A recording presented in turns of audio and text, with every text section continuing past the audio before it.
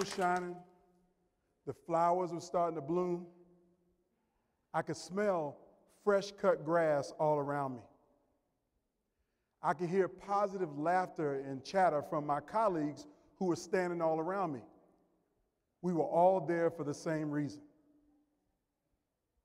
But then all of a sudden, the most raucous applause I ever heard in my life erupted, because President Barack Obama walked out of the Oval Office, down the West Wing colonnade, into the Rose Garden, to a podium that was standing right in front of me. And he stood there to make an announcement about something that we all knew was about to happen. That we had achieved our goal of helping 7 million Americans get something that they desperately wanted. And that was health insurance coverage. And I stood there in that moment remembering all of the haters, the detractors, the people who tried to tear down everything that we were trying to do, but they were not successful. We were successful. And I was standing there in that moment in full admiration of the President of the United States and what we accomplished. And I was thinking to myself, Anton, this day feels perfect. It feels so right.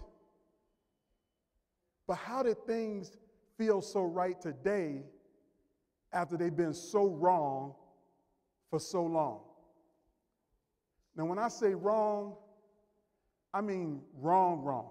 Like, more wrong than leaving Chick-fil-A with a bag of cold waffle fries kind of wrong. It would be wrong to leave Chick-fil-A with some cold fries. Now, I know I'm making light of it because that right moment was wrong for so long. And it was wrong for me and my wife just 10 years before. Because on April 1st, 2004 was a day that I will also never forget. It's a day that I found out that I was going to become a father for the first time, that my wife and I were going to have a baby. And just like any first-time expected parent, we were excited, but also concerned, because we have an awesome responsibility of raising another person in this world. And it was 3 weeks after that we went to her second prenatal visit that we would get some bad news. And we finished up the appointment. The physician says, everything looks great. You now can go and tell your family and friends that you're going to have a baby girl, that we were going to have a daughter. And I was so excited as I walked out of that office.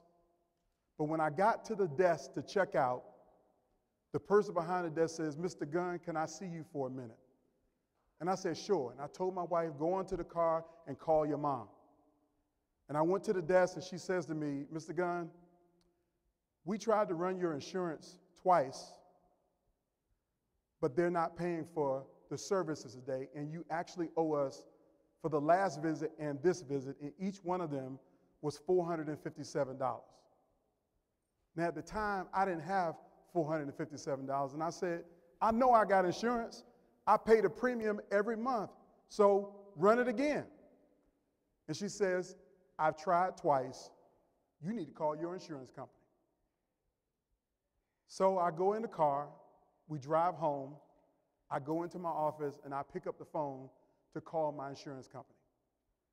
I dial the 1-800 number, I press 4, I press 6, I press 9, I press 1, I put in my member number, I press 4, I press 6, I press 9, and then 30 minutes later, somebody answers. And they say to me, Mr. Gunn, you don't have maternity coverage. And I can't say to you what I actually said to her, but I said, I don't believe you. I know what I purchased. She says, you don't have maternity coverage. And I said, well, I want to see my application. I'm coming down there. And I got in my car, and I drove 30 minutes to the headquarters of my insurance company. And when I sat there for an hour waiting for somebody to come out to me, I was going through my mind about all of this. how did this get to be to this place that I'm now fighting for health insurance coverage? And she comes out with my folder under her arm, and she sits it on the desk in front of me and opens it up. And she shows me that I made a simple mistake on the application, and I forgot to check the box of maternity in the right column. So I had maternity coverage, but my wife didn't. Now, I know the last time that I checked, I wasn't going to have any babies. So I said to her, you see what I was trying to do? Can't you just make it right? You know what I was trying to do. Can't you just make it right? I'm sorry, sir. That's against our policy. We can't make it right. But it's a simple mistake. And I walked out there that day without health insurance coverage, and my wife and I would end up spending $17,734.53 to pay for the birth and delivery of my healthy baby girl daughter, Ashley. I didn't have $17,000. So we went into medical debt just to have a healthy baby.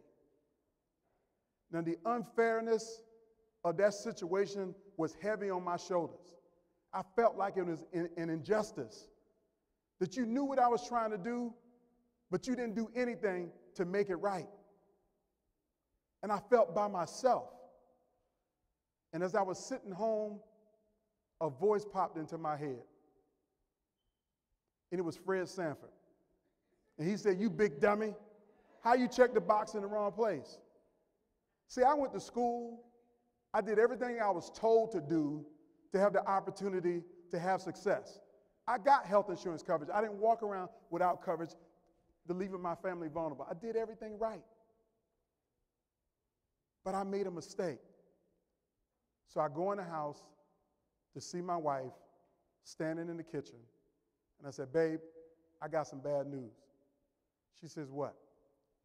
I said, I made a mistake on an application for health insurance coverage. If you get sick, you covered. If you break your ankle, you covered. But your pregnancy is not covered. We're uninsured for the pregnancy. What are we going to do? And my wife turned to me and says, I don't know what you're going to do, but you better figure it out before this baby comes. And so I went into panic mode trying to find a solution. And I thought I was by myself. But that's when I would learn that more than 50 million Americans had the same problem that I had. That when they needed health insurance coverage the most, it was not there for them. And during those days, insurance companies could use the fact that you made a simple mistake on the application to deny coverage for services, and they had done it over and over again. Now, maybe you cannot relate to this, and you've always had health insurance coverage your entire life. And this is not a circumstance that you're familiar with, but I bet you one thing. You know what it feels like to experience injustice. You know what it feels like to be treated unfair. And when you experience injustice or get treated unfair, what you want more than anything else is somebody to do something to make it right. You want somebody to try to help you to fix the situation that's broken. And for more than 100 years in this country, the issue of health care was broken for so many, and nobody tried to make it right. And when we think about the context of where you might work, people experience injustice every day in the workplace. I read a study that said American employers lost $233 billion over 5 years because people quit their jobs because of toxic workplace culture. That people were being disrespected, dismissed, discriminated against, and bullied at work, so they just said, I'm going to quit. This injustice happens in every organization, and it happens in our society. But the biggest problem is we don't have enough people who are willing to make it right. Now, why don't we have enough people to make it right? Very simply. Number one, most people are paralyzed when they see injustice, if they see injustice. And when I say paralyzed, they're stuck in what I call the social conscious construct. That is, you have to be aware of injustice first before you can take any action to make it right. But the problem is most people ain't aware of injustice in any given circumstance. So you got a continuum. You got your awareness. The longer you are around, the longer you're in an organization, the more you'll see injustice. So if you got hired yesterday, you won't see the injustice at work. But if you've been there 10, 15, 25 years, you'll see it all. You know where everybody is buried. And so the longer you're around, the more ability you have to take action to make it right. But when I say the social conscious construct, here's what I want you to understand. That 50% of leaders in any organization don't even see the injustice. They're living in oblivion. And you can't fix what's wrong until you know what's wrong. So they don't even see the injustice. They're kind of happy-go-lucky, living their lives and thinking everything is cute and good. But we know it's not good, and that's 50% of leaders. But then you have 35% of people who see problems at work, but they don't do anything about them. They know better, but they don't do better. Well, why don't they do any better? Well, one, because they have what I call paralysis by analysis. They'll see a problem and think, what can little old me do about a big old problem like that? This is the way most people felt when they see injustice at work. It's not my job. That's HR's job to fix that. Or that's their department. Everybody will make an excuse about why they can't do anything to make it right. That's 35% of leaders. So in two groups, you got 50% who are living in oblivion that don't know any better and won't do any better, and 35% who are paralyzed by what they see, and so they do nothing. 85%. But then you got the 10%. See, these are the people that are at the top of the food chain. They have the most visibility to every problem in an organization and the greatest power to make it right. But not only do they not do anything, they perpetuate the injustice. Because they actually benefit financially, socially, economically, politically from keeping the injustice the way it is. It's the CEOs of the insurance company that know that millions of people might make a simple mistake, but they stay on top as long as they can keep taking my premium, but don't have to pay out any coverage for services. So there you have it. 95% of people are in the social conscious construct. Now, if you're doing simple math like I'm doing math, you know that it's not 100%. So I want to spend the rest of my time talking about the 5% of people. These are the leaders that always make it right. That they don't sit idly by and wait and make an excuse about why they can't do anything about the injustice that they see. Instead, they do something every day to try to make it right. First thing they do is that they raise their awareness. You got to raise your social consciousness about what you see. The second thing they do is that they find the tools, the resources, and the people to help them to make it right. And the third thing they do is that they take action. Now, I know this sounds like some cryptic speech, but I want you to know some of the greatest leaders that are most admired by all of us in history that we think about and know are the ones who break the social conscious construct. People like Dr. Martin Luther King Jr., Nelson Mandela, Mother Teresa. They see injustice where it is, and they do something to make it right. Now, I want to give you an opportunity to understand how you can see injustice better and do something to make it right in every corner in which you exist. The first thing you have to do is you got to get out of your comfort zone.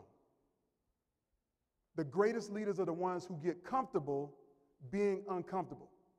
That means going to places you don't normally go, spending time with people you don't normally spend time with, understanding that the world is different depending on the position that you sit in. You got to get uncomfortable all the time and be comfortable in the discomfort.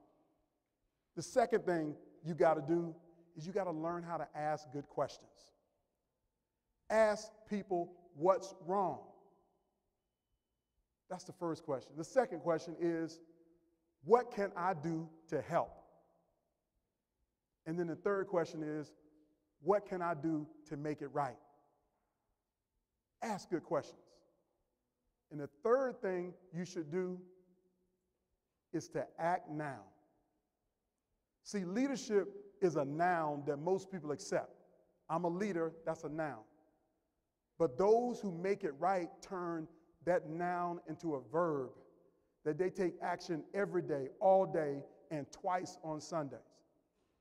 So every last one of us can be in the 5%. But we have to understand the social conscious construct, the 50% living in oblivion, the 35% that is paralyzed by their analysis, and the 10% who are obsessively oppressive for the injustice. And we got to do our part to break it. It starts right now. It starts with each one of us. It starts with you, and it starts with me. Let's all make it right. Thank you.